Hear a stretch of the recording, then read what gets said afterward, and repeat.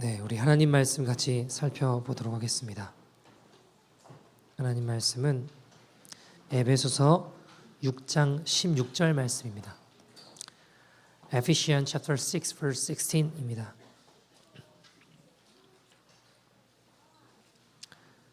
에베소서 6장 16절 말씀입니다. 신약 성경 316페이지에 있고요. 에베소서 6장 16절 말씀 우리 한 절밖에 안 되니까 한 목소리로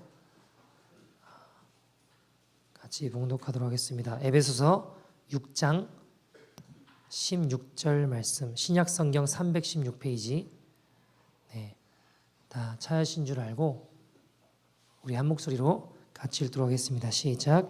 모든 것 위에 믿음의 방패를 가지고 이로써 능히 악한 자의 모든 불화살을 소멸하고.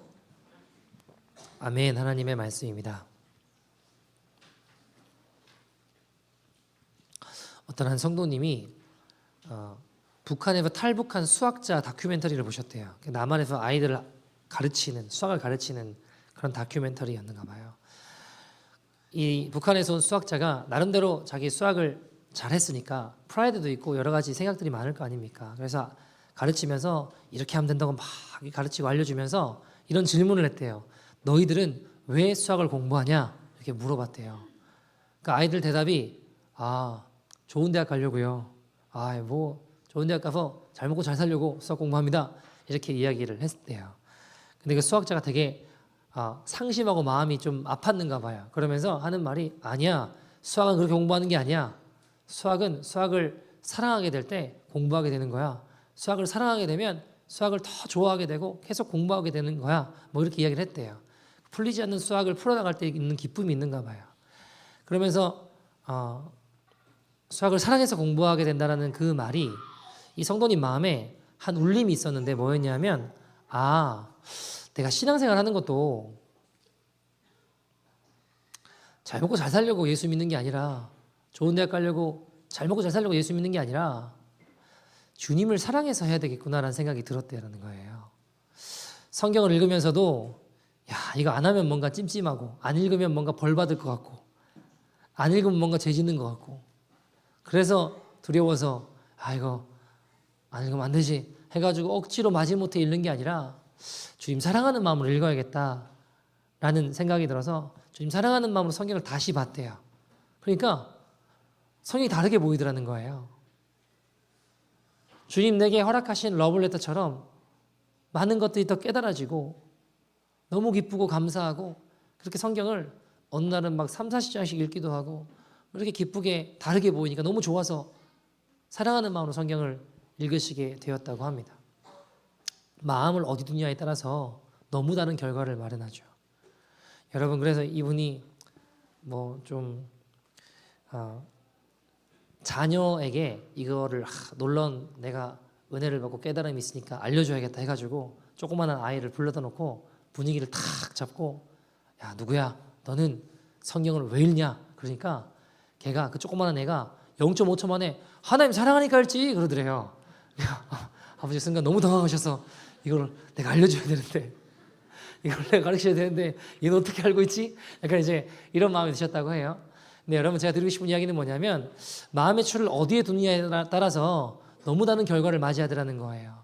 마지못해 두려워서 안 읽으면 벌 받을 것 같고 안 읽으면 죄 지는 것 같고 안 읽으면 뭔가 문제가 생길 것 같아서 두려워서 성경을 읽는 게 아니라 하나님 사랑하는 마음을 읽으니까 성경이 너무 다르게 보이더라는 겁니다. 여러분 마음을 어떤 것에 중심을 두냐에 따라서 결과는 천국과 지옥으로 갈리더라고요. 여러분 마찬가지인데요.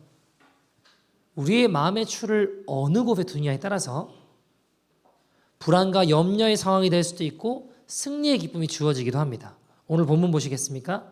오늘 말씀 보시면 16절에 마음의 추를 말씀 앞쪽에 아니라 뒤쪽에 둬서 이 사단의 악한 자의 모든 불화살에 마음을 두게 되면 어떻게 될까요? 불안, 염려, 걱정, 낭망, 좌절 사단에게 끌려갈 수밖에 없는 인생이 된다는 겁니다. 그러나 앞쪽에 보세요. 모든 것 위에 믿음의 방패를 가지고, 그러니까 마음의 추를 믿음의 방패에 두면 승리의 기쁨을 누릴 수 있다는 겁니다. 그리고 이 마음의 추는, 이 추를 어디에 둘지는 내가 결정할 수 있는 거예요. 여러분, 오늘 본문에 보시면 우리가 알 수 있는 한 가지 사실은 뭔가요? 사단은 불화살을 쏘고 있다는 겁니다. 그죠? 오늘 말씀에 나와 있잖아요. 악한 자의 불화살이라고 이야기하잖아요. 사단의 일단 기본 전제는 뭐예요? 사단은 끊임없이 우리에게 불화살을 쏜다라는 겁니다. 우리에게 어떤 때는 질병이라는 불화살로 다가오기도 하고요. 어떤 때는 어때요? 경제적인 어려움이라고 하는 불화살로 다가오기도 하고요. 어떤 때는 사람들과의 관계 가운데 깨어지게 만들어서 깨어진 관계로 인한 어려움, 그런 불화살로 다가오기도 합니다. 또 때로는 내 교만함이라고 하는, 내 의, 내 교만함, 내 자랑이라고 하는 불화살로 우리를 끌고 가고 그것을 쏘기도 한다는 것이죠. 때로 어떤 때는 감정적인 분노들, 반대로 의기소침하고 자기연민이라는 불화살들, 거기에 빠져 못 헤어나오게 우리를 자꾸 죄로, 옛사람으로 끌고 가려고 하는 불화살을 쏘고 있다는 거예요. 여러분, 불화살은요, 원어로 보면 단수가 아니라 복수예요. 그러니까 우리 한국 성경에 보면 불화살이라고 되어 있지만 정확하게 이야기하면 불화살들이라는 겁니다. 그러니까 불화살을 한 번 쏘는 게 아니라 여러 번 계속 쏜다는 거예요. 언제까지 쏠까요? 언제까지 쏠까요? 죽을 때까지 쏴요. 주님 앞에 갈 때까지 쏠 겁니다. 여러분 보세요. 예수님이 이 땅에 오셨어요. 그죠? 이 땅에 태어나실 때부터 사단의 불화살은 시작됐습니다. 예수님을 죽이려고, 아기를 죽이려고 하는 일들이 벌어졌지 않습니까? 돌아가실 때까지 십자가 못 지게 하려고 사단은 끊임없이 불화살을 쏴야 됐다고요. 여러분, 하나님의 아들이신 그분도 이 땅에서예요. 이 땅에서 태어나셨을 때 돌아가실 때까지, 태어나셨을 때부터 돌아가실 때까지 사단의 불화살이 존재했다면 하물며 우리 어떻게 다르겠나요? 하물며 우리도, 여러분, 주님 앞에 가는 그날까지 사단은 끊임없이 우리에게 불화살을 쏘아 댈 것입니다. 여러분, 이 땅을 살아가는 우리 평생의 삶도 마찬가지로 마귀가 주는 크고 작은 시험들이 있습니다. 베드로전서 5장 8절 9절 같이 한번 읽어볼까요? 시작. 근신하라 깨어라 너희 대적 마귀가 우는 사자같이 두루다니며 삼킬 자를 찾나니 너희는 믿음을 굳건하게 하여 그를 대적하라. 이는 세상에 있는 너희 형제들도 동일한 고난을 당하는 줄 알미라. 자, 이 고난은, 사단이 주는 시험은, 크고 작은 악한 대적 사탄 마귀가 우는 사자처럼 두루다니며 삼킬 자를 찾는 이 일은 나만 당하는 거라고 이야기를 하죠. 성경은 이 고난은, 이 시험은, 이 불화살은 나만 겪는 일이라고 이야기하나요? 9절에 뭐라고 이야기하나요? 세상에 있는 너희 형제들도 동일한 고난을 당한대요. 나만 겪는 일이 아니래요. 우리 모두가 겪는 일이라고 이야기하고 있습니다. 사단은 어떻게든 두루다니며 삼킬 자를 찾아요. 불화살을 던집니다. 지옥으로 끌고 가려고, 죄악으로 돌아가게 하는 이 사단의 불화살은 끊임없이 우리에게 쏘아진다는 것입니다. 그럼 어떻게 해야 되나요? 자, 오늘 본문에 의하면 우리가 어떻게 해야 된다고 이야기하나요? 오늘 본문 16절 보시면 뭐라고 되어 있나요? 믿음의 방패를 가지라고 이야기합니다. 그죠? 믿음의 방패를 가지고 불화살을 막으라고 하면, 막게 되면 악한 자의 모든 불화살을 소멸하게 된다고 성경은 이야기하고 있어요. 자, 여러분, 방패를 수식하는 단어가 뭐예요? 믿음의 방패라고 이야기하잖아요. 근데 여러분, 우리가 믿음에 대해서 이야기를 할 때 믿음에는 진짜 믿음이 있고 가짜 믿음이 있어요. 야고보서에도 보면 뭐라고 이야기하나요? 2장 17절이나 이런 데 보면 뭐라고 이야기하죠? 이와 같이 행함 없는 믿음은 그 자체가 죽은 것이라. 그러면 산 믿음이 있고 죽은 믿음이 있다는 거네요. 그죠? 진짜 믿음이 있고 가짜 믿음이 있다는 거예요. 그죠? 예수 그리스도를 전심으로 의지하고 그분에게 반응하지 않는 믿음도 있다는 겁니다. 근데 문제는 뭐냐면 평소에는 이 믿음이 잘 구별이 안 돼요. 그러나 인생에 위기가 오고 어려움이 올 때, 우리 삶을 뒤흔들 만한 고난이 올 때 그 믿음의 진가가 드러나게 된다는 겁니다. 내가 진짜 무엇을 의지하고 있는지, 내가 진짜 붙잡고 있는 게 무엇인지가 인생의 고난이 닥치면, 인생의 상황이 딱 맞이하게 되면 정말 내가 무엇을 붙잡고 있는지는 극명하게 드러난다는 겁니다. 여러분, 실제로 성경 이 로마 당시에도 방패들도 부실한 방패가 있었을까요? 없었을까요? 있었대요. 부실한 방패는 창에 뚫렸대요. 창, 칼, 활이 날아오면 뚫렸답니다. 겉으로 보면 똑같고 괜찮아 보여요. 근데 언제 드러날까요? 전쟁이 터지면 이 방패가 뚫리는 건지 안 뚫리는 건지가 드러나게 되는 것처럼 우리의 믿음이라고 하는 것도 겉으로 보면 다 괜찮은 방패였던 것처럼 다 괜찮아 보인다니까요. 근데 인생의 극명한 위기나 어려움이 닥칠 때 내가 진짜 무엇을 붙잡고 있는지가 드러나게 이 믿음이 진짜인지 가짜인지가 드러나게 되더라는 겁니다. 여러분,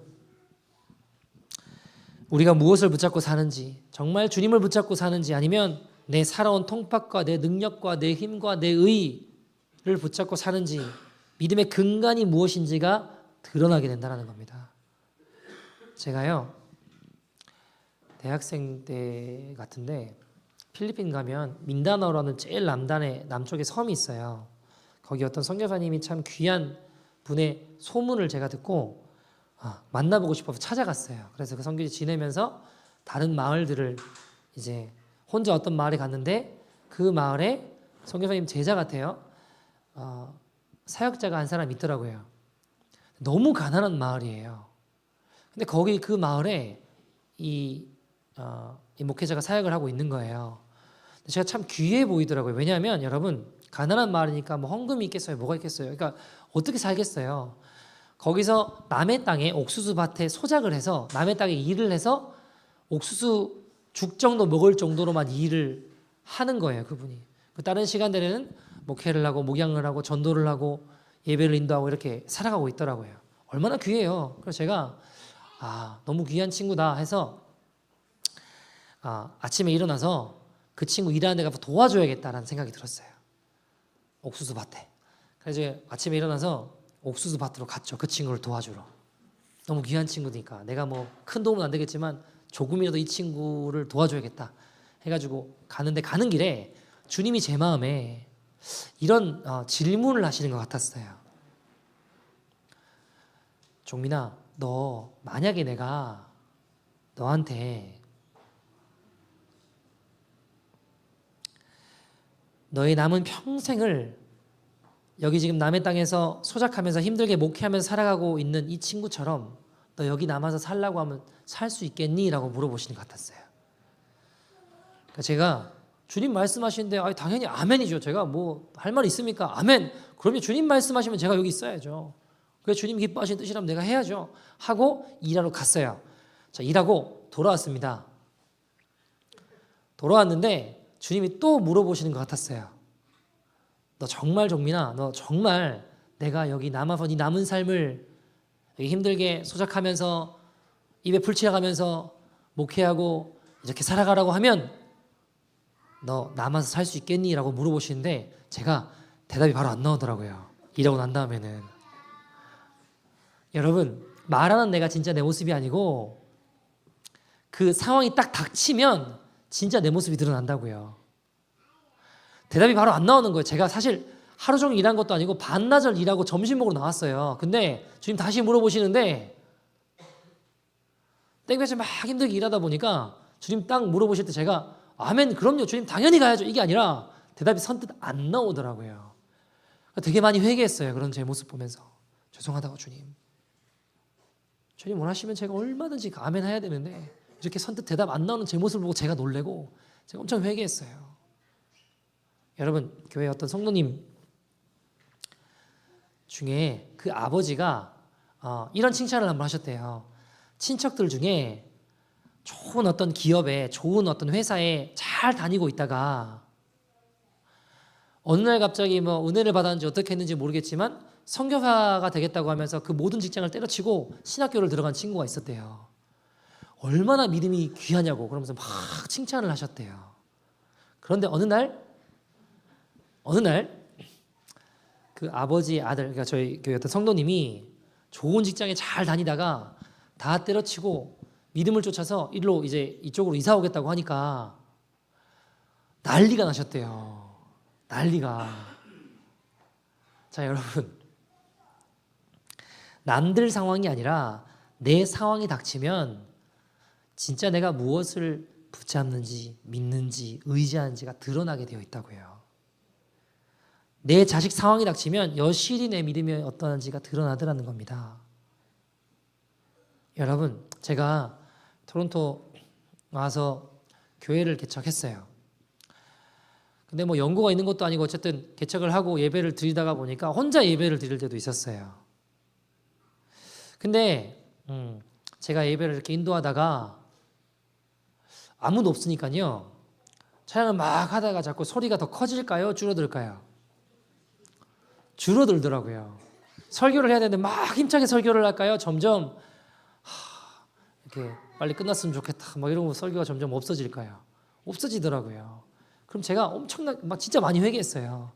상황이 닥치니까 진짜 제 모습이 드러나는 거예요. 왜냐하면 여러분 제가 늘 외쳤던 게 뭐냐면 예수님 한 분이면 충분합니다. 이 고백을 저의 고백으로 삼고 늘 외치고 가르쳐 왔거든요. 여러분 예수님 한 분이면 충분하면 사람이 있건 없건 그분으로 충분하면 예배로 가면 전심으로 예배해야 돼요? 안 해야 돼요? 해야죠. 근데 사람이 없으니까 힘이 빠지는 제 모습을 보면서 나는 예수님 한 분이면 충분하다라고 외쳐왔고 나는 그런 사람이라고 믿었지만 상황이 딱 닥치니까 아무도 없게 되니까 그분 한 분이면 충분하지 않았던 거예요. 힘 빠지는 제 모습을 보면서. 그러니까 제가 그 모습을 보면 많이 회개했어요. 하나님, 제가 외쳐왔던 게 제 모습이 아니라 상황이 딱 닥치니까 이게 내 믿음의 현 주소군요, 주님. 그리고 막 회개하고 이제는 정말 예수님이면 충분하다고 그분으로 예배하겠다고 그분으로 기뻐하겠다고 다시 회개했던 기억이 납니다. 여러분, 참 믿음 붙잡고 승리하는 저와 여러분 되기를 소원합니다. 여러분 오늘 믿음의 방패를 살펴보잖아요. 그런데 방패라는 단어가 성경에 처음 등장하는 게 어딜까요? 신명기 33장 29절 보시면 이렇게 주님 말씀하세요. 같이 읽어볼까요? 시작. 이스라엘이여 너는 행복한 사람이로다. 여호와의 구원을 너같이 얻은 백성이 누구냐? 그는 너를 돕는 방패시오 내 영광의 칼이시오. 내게 복종하리니 내가 그들의 높은 곳을 밟으리로다. 아멘. 자, 오늘 성경은 주님께서 이렇게 이야기하세요. 이스라엘아 너는 참 행복한 사람이야. 이야 얼마나 복돼요. 넌 행복한 사람이래요. 근데 그 행복한 사람의 근거가 너희가 왜 행복하냐라고 이야기를 하실 때 주님이 이렇게 말씀하시죠. 너희는 돈이 많아서 행복하다 그러시나요? 아니 너희는 진짜 능력이 커서 많은 것을 소유해서 명예가 아주 있어서 커서 많이 너희 명예를 가지고 있어서 그래서 너희는 행복하다 이렇게 이야기하시나요? 뭐라고 이야기하세요? 뭐 때문에 행복하다고 하세요? 주님이 우리를 돕는 방패시기에 너희가 행복하다고 이야기하시잖아요. 영광의 주님이 우리의 칼이시기에 너희는 행복한 사람이다 라고 이야기하시는 거예요. 여러분 믿음의 방패는요 안 뚫려요. 그런데 내 의의 방패는 뚫리더라고요. 내 의의 방패를 붙잡으면 뚫려요. 그러니까 가짜 방패 들면 창, 칼, 활에 다 뚫리더라고요. 근데 진짜 방패는 안 뚫려요. 주님의 의는 뚫리지 않습니다. 여러분 사단은 끊임없이 우리에게 불화살을 쏜다고 했어요. 우리 연약한 죄의 트리거를 당겨요. 얘는 이게 약해. 그러면 그걸로 집요하게 파고듭니다. 이거에 걸려 넘어지지. 그러면 그걸 집요하게 파고들어서 무너뜨리고 넘어지게 하려고 합니다. 여러분 제가 한번 생각을 해봤어요. 불화살은 그러면 끊임없이 쏜다는데 불화살을 안 맞는 방법이 있을까요? 끊임없이 쏜대잖아요. 안 맞는 방법이 있을까요? 불화살? 있더라고요 하나가. 불화살 쏘는 대로 가면 안 맞겠더라고요. 그죠? 불화살을 쏘는 쪽으로 가 있으면 쏘니까 쏘는 쪽에서는 안 맞을 거 아니에요. 근데 문제가 있어요. 누가 쏘는 거예요? 사단이 쏘는 거잖아요. 안 맞으려고 거기 가면, 사단한테 가면 사단하고 결을 같이 해서 같이 행동하고 같이 살아가고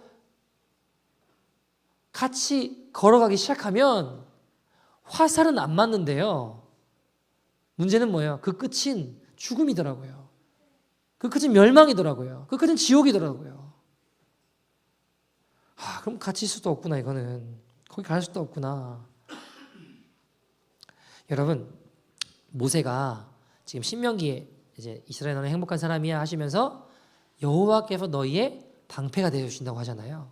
여러분, 모세가 신명기는 어떤 이야기인가요? 모세가 인생을 쭉 되돌아보고 믿음의 선한 삶을 다 마치고 마지막 남긴 유언 같은 설교 아닙니까? 그런 것들을 표현함에 있어서 뭐라고 이야기하는 거예요? 이스라엘아, 다른 거 붙잡지 마. 주님이 우리의 방패가 되어 주신다. 다른 거 붙잡지 말고 주님을 나의 방패로 믿어라 라고 이야기하는 거예요.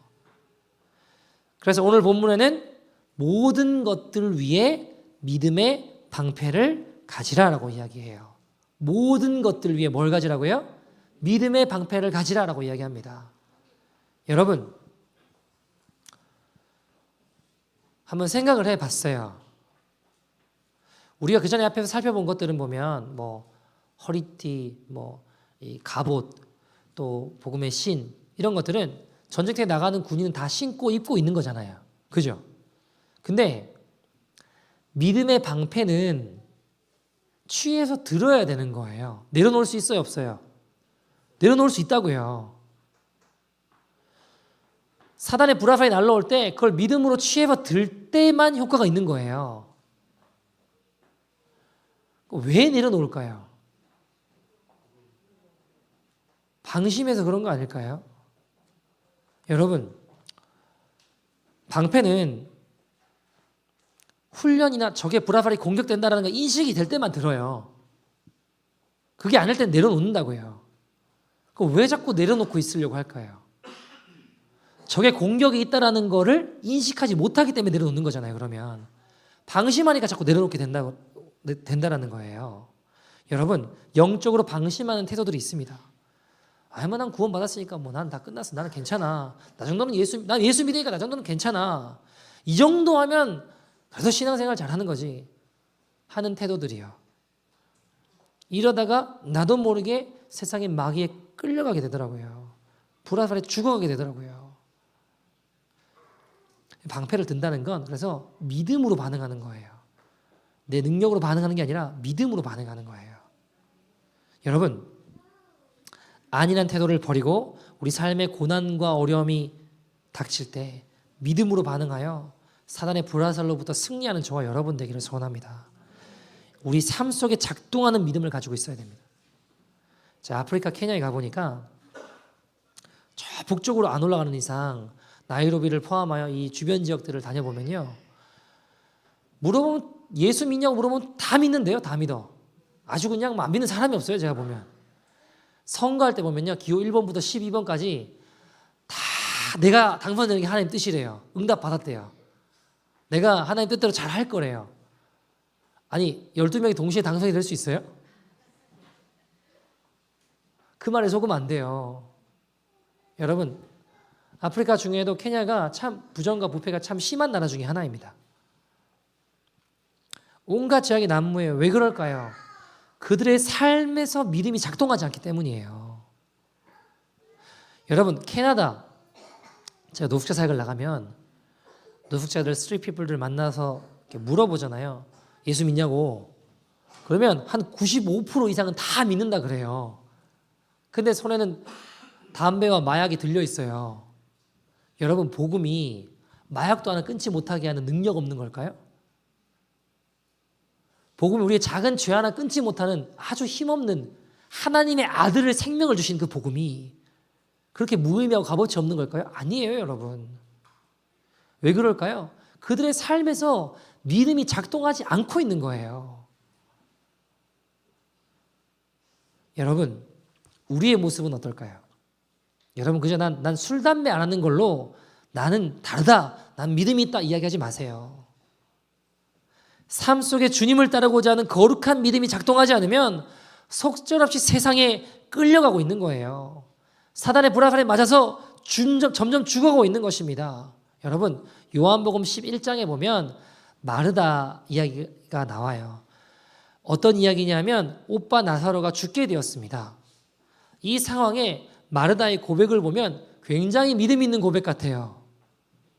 요한복음 11장 25절에서 27절 예수님 물으시고 마르다가 이렇게 대답합니다. 같이 읽어보죠. 시작. 예수께서 이르시되 나는 부활이요 생명이니 나를 믿는 자는 죽어도 살겠고 무릇 살아서 나를 믿는 자는 영원히 죽지 아니하리니 이것을 내가 믿느냐. 이르되 주여 그러하외다. 주는 그리스도시요 세상에 오시는 하나님의 아들이신 줄 내가 믿나이다. 아멘. 보세요. 25절에 예수님이 물어보세요. 나를 믿는 자는 죽어도 산다. 너 이거 믿냐? 26절에 물어보세요. 27절에 마르다가 이야기해요. 주여 그러하외다. 믿는데요. 주는 그리스도시요 세상에 오신 하나님의 아들이신 줄 내가 믿나이다 라고 고백했어요. 자, 그리고 예수님이 믿음의 고백을 한 마르다를 보셨어요. 그리고 이제 죽은 나사로에게 오셔서 무덤의 돌을 치워라 라고 이야기하세요. 나를 믿는 자는 죽어도 산다, 믿는다 했잖아요. 근데 그 믿음이 어디 간지 모르겠어요. 39절 40절에 마르다가 이렇게 대답합니다. 같이 읽어볼까요? 시작. 예수께서 이르시되 돌을 옮겨 놓으라 하시니 그 죽은 자의 누이 마르다가 이르되 주여 죽은 지가 나흘이 되었음에 벌써 냄새가 나나이다. 예수께서 이르시되 내 말이 내가 믿으면 하나님의 영광을 보리라 하지 아니하였느냐 하시니. 아멘. 자 보세요. 분명히 죽어도 나를 믿는 자는 죽어도 산다. 네가 믿느냐? 네 믿습니다 했어요. 근데 예수님이 이제 돌 치워. 니네 오빠 살려야지. 돌 치워 하니까 주여 오빠가 죽은 지가 나흘이 지나서 냄새가 썩은 냄새가 난다고. 무슨 말이야? 안 된다라는 거야. 안 된다. 그 예수님 뭐라고 하시나요? 야, 네가 내 말을 믿으면 하나님의 영광을 본다고 하지 않았냐? 이야기하시는 거라고요. 근데 여러분 마르다의 모습을 보면 저는 이게 나의 모습은 아닐까라는 생각들을 해봐요. 우리가 교회에 와서 예배 드릴 때는 믿음이 좋아요. 그런데 정작 삶의 현장으로 가면요. 그 믿음이 작동하지 않고 있는 우리 모습 아닌가요? 저 교회 문만 나가고 나면 무덤가에서 죽은 지 나흘이 돼서 안 된다고 말하는 마르다의 모습이 혹시 우리의 모습은 아닌가요?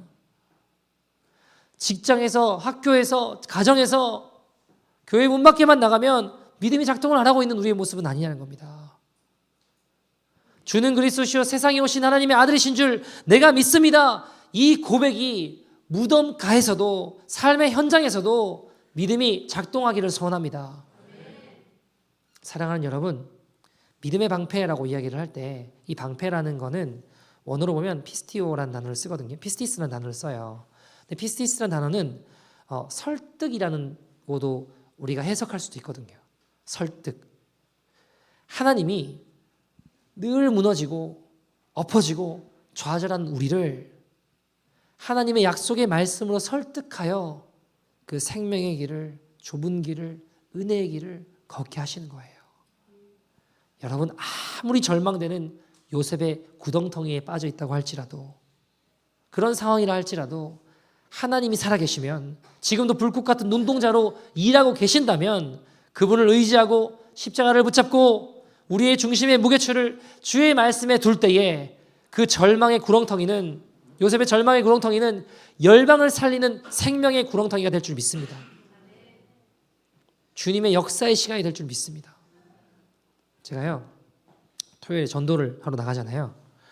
근데 이번 주에 몸이 진짜 안 좋았어요. 저도 몸이 너무 안 좋아가지고 와 진짜 어떡하나. 금요일에 예배 드릴 때도 야 이거 내가 할 수 있을까 막 이제 생각들을 하면서 무조건 당연히 하겠죠. 죽어도 하니까. 근데 금요일에 어떤 생각이 드냐면 내일 근데 내가 이 몸으로 내일 전도를 할 수 있을까. 그러면서 제 마음 안에 내일 나 나가지 말까라는 마음이 제가 들었을까요? 안 들었을까요? 들었을까요? 안 들었을까요? 네? 안 들었어요? 감사해요. 들었어요. 저도 내일은 좀 안 나갈까 이런 마음이 제 마음에 드는 거예요. 왜냐면 몸이 막 망치로 자꾸 맞은 것 같고 너무 힘들더라고요. 제가. 그래가지고 여러분 상황이 닥치면 뭐가 드러난다고요? 제 모습이 드러난다고요. 제 믿음이 여실히 드러난다고요. 근데 가만히 생각해 보니까 이번 주에 설교를 해야 되는데 여러분 믿음의 방패를 붙잡고 일어나십시오 이렇게 설교를 해야 되는데 제가 이거 어떡하나. 그러니까 참된 믿음을 붙잡고 일어나십시오 설교해야 되는데 못 빼겠는 거예요. 제가 토요일 전도하러 나가는 거를. 그래, 전적으로 주님 신뢰하며 걸어가는 거지. 내 의가 아니라 내 능력이 아니라 주님 전적으로 주님 신뢰하며 걸어갈 때 주님 역사하시지 하고 전도로 나갔어요. 여러분 마가복음 9장 17절 보시면 귀신 들린 아이를 아버지가 예수님께 데리고 와요. 그리고 예수님께 고쳐달라고 치유해달라고 이야기합니다. 그래서 예수님이 믿는 자에게 능치 못함이 없다라고 이야기하시면서 내가 고칠 것을 믿느냐? 다시 말해 내가 사단을 캐스트 아웃 할 걸 믿느냐라고 하니까 그 아버지가 이렇게 고백하고 이렇게 대답해요. 소리 질러서 24절에 그 아이의 아버지가 어떻게 했다고요? 믿습니다. 이게 아니라 소리를 질렀대요. 간절하게 내가 믿나이다.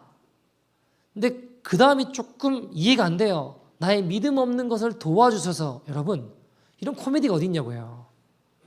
내가 믿나이다. 믿음이 있대요. 근데 그 다음에 바로 이야기하는 게 나 믿음이 없대요. 앞뒤가 안 맞잖아요 지금. 아니에요? 아니 믿는다면서요. 근데 믿음이 없다라는 거 이거 도대체 어떻게 봐야 되는 거냐는 거예요. 근데 여러분 제가 이 말씀을 보면서 야 이게 우리의 모습일 수도 있겠다라는 생각을 했어요. 믿는데요. 여러분 믿음이 있어요. 제가 믿음이 있어요. 오죽하면 연고도 없는 캐나다까지 와가지고 제가 교회를 개척하겠냐고요. 한국에 할 일이 없냐고. 한국에 할 일 많아요. 지구 반대편까지 날라와서 여기 와서 교회를 개척하겠냐고요. 믿음이 있어요. 아버지 사업 잘하고 계신데 오죽하면 제가 다 필요 없다 그러고 신학교 가서 목사가 됐겠냐고요. 여러분 저 믿음이 있어요. 한국에서 사역할 때도 멀쩡한 집 놔두고 마가의 다락방 이상한 창고 같은 곳에 호흡기 질환에 걸려가면서 살면서 겨울엔 추위에 떨고 따뜻한 물도 안 나와서 여기가 군대도 아니고 뛰면서 샤워를 하면서 여름에는 더위와 모기랑 싸우고 상기도 한다고 맨날 모기한테 뜯겨가면서 참된 종이 한번 돼보겠다고 사서 고생을 하고 있냐고요. 저에게 믿음이 있어요. 그런데 뭐를 구해야 된다고요? 저의 믿음 없음을 도와주소서. 저에게 믿음을 더하여주소서. 여러분 우리에게 믿음이 있습니다. 하나님이 내 인생의 주인 되심을 믿어요. 주님이 나의 방패 되심을 믿습니다. 근데 우리 믿음이 없어요. 주님이 나를 책임지신다라는 믿음이 없어요. 하나님이 전지전능하시다는 사실을 믿어요. 근데 우리 믿음이 없어요. 그 전지전능하신 하나님께서 오늘 내 공경과 내 삶의 내 위기 가운데 사단이 불화살을 막 날려댈 때 그 불화살 앞에 노출되어 있는 나에게 하나님이 도와주실 거라는 이 믿음이 없어요. 그래서 우리 기도해야 돼요. 주여 내가 믿사오니 믿음을 더하여 주소서. 이 기도가 우리의 기도 되기를 간절히 소원합니다.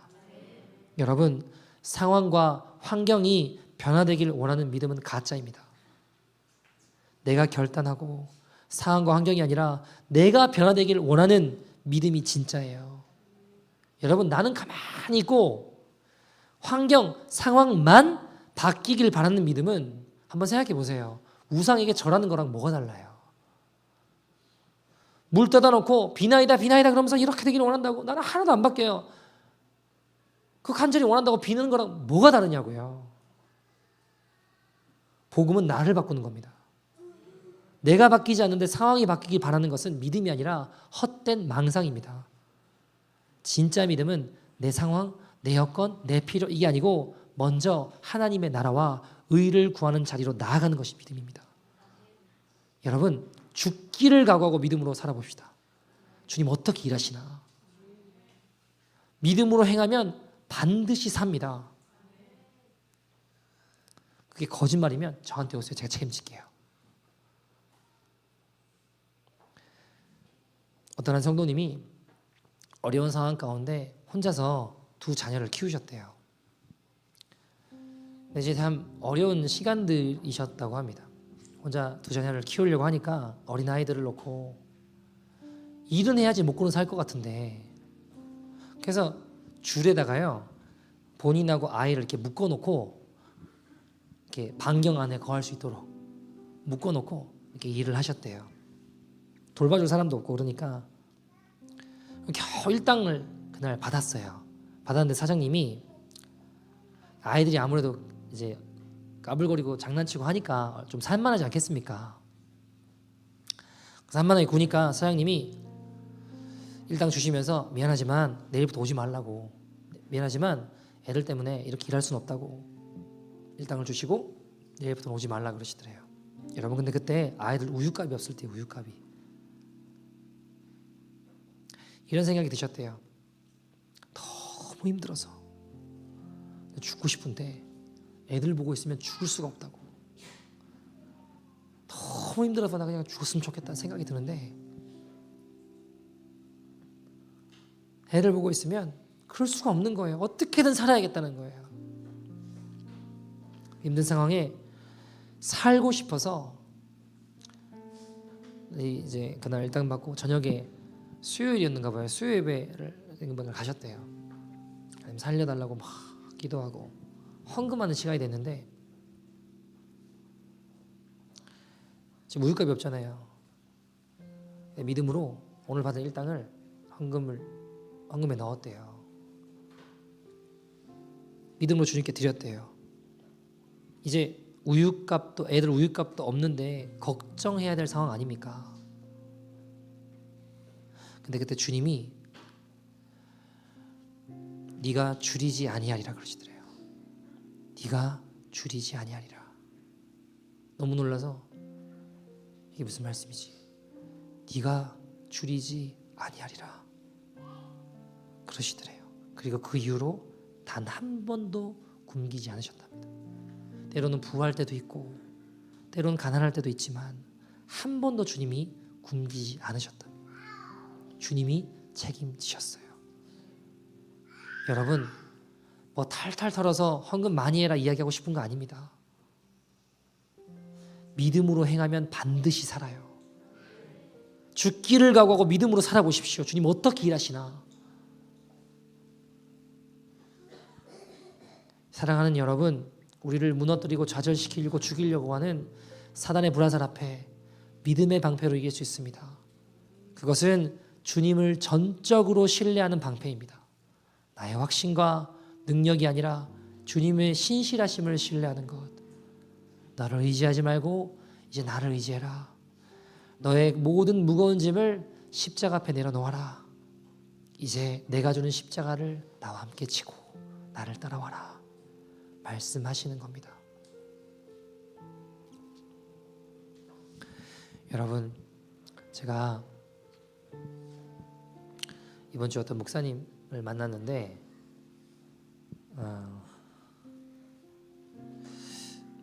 그분 말씀을 나누고 자녀들 이야기를 나누면서 좀 제 마음 안에 조금 감동이 있었어요. 보니까 둘째가 어느 날 공부를 참 잘하는 애인데 빵점을 맞아왔대요. 영어 시험을 빵점을 맞아왔대요. 너무 깜짝 놀래가지고 무슨 일이냐 하니까 얘가 이야기하기를 11학년 때 성교회 가는 게 있는데 학교에서 동성애자가 어떻게 트랜스젠더가 되는지를 이렇게 보여주더래요. 그리고 아주 행복한 표정을 보면 그 행복한 표정으로 바뀌어가는 과정을 보여주는 어떤 비디오를 보여주고 거기에 대해서 이제 써야 되는 거예요. 좋게. 근데 얘는 자기가 가진 믿음과 신앙과 이게 충돌을 하니까 고민을 하다가 백지로 낸 거예요. 안 쓰고. 그래서 빵점 받아 온 거예요.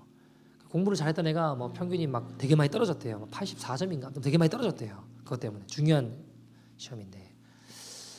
여러분이라면 뭐라고 이야기하실래요? 이 아이한테. 야 이놈아 그래도 그렇게 하면 되냐? 뭐 임마. 그래도 뭐 이렇게 적당히 잘 해야지. 뭐 그러실래요?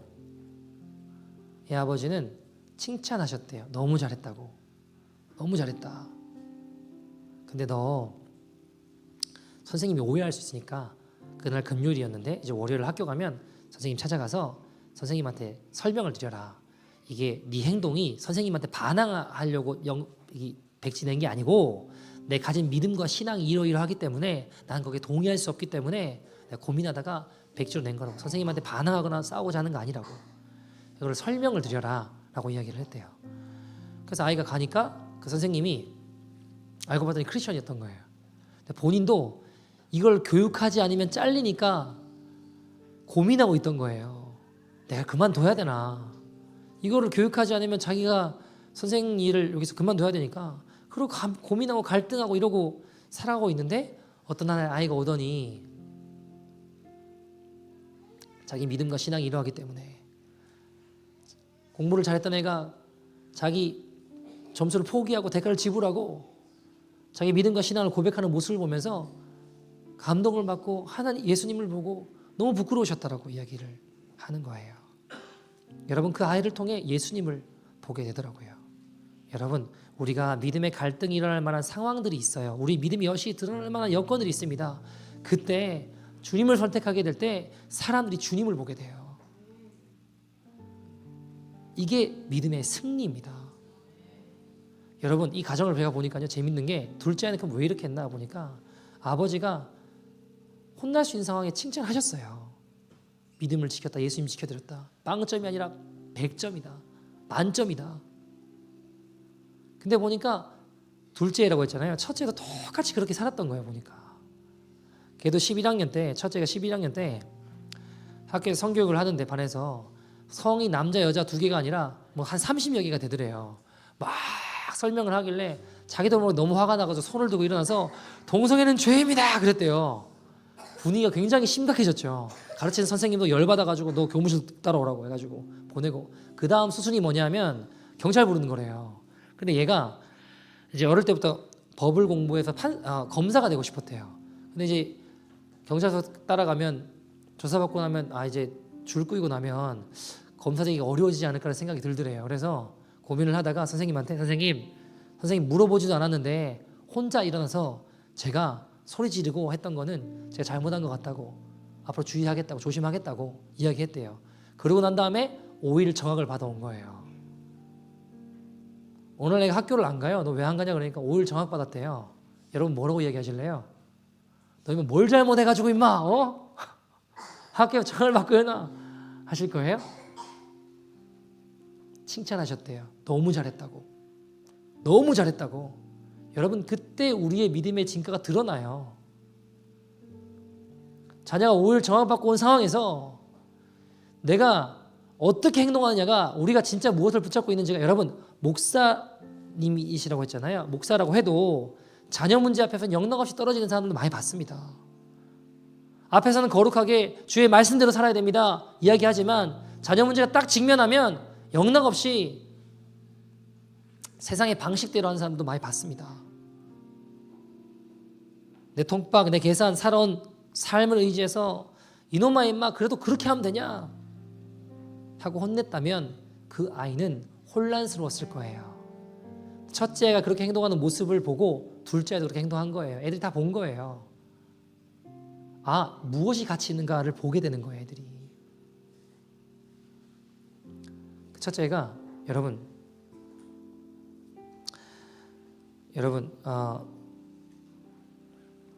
보니까 첫째가 졸업할 때 졸업 연설 같은 걸 하는가 봐요. 학교 졸업할 때 그런 걸 하는 게 있는가 봐요. 근데 첫째가 투표해가지고 전교회장을 이기고 자기가 당선이 됐대요. 졸업 연설하는 게. 첫째는 하나님께 감사하고 마지막은 뭐 예수님만 유일한 구원자고 예수 믿어야 되고 뭐 이런 거 쭉 다 써놨대요.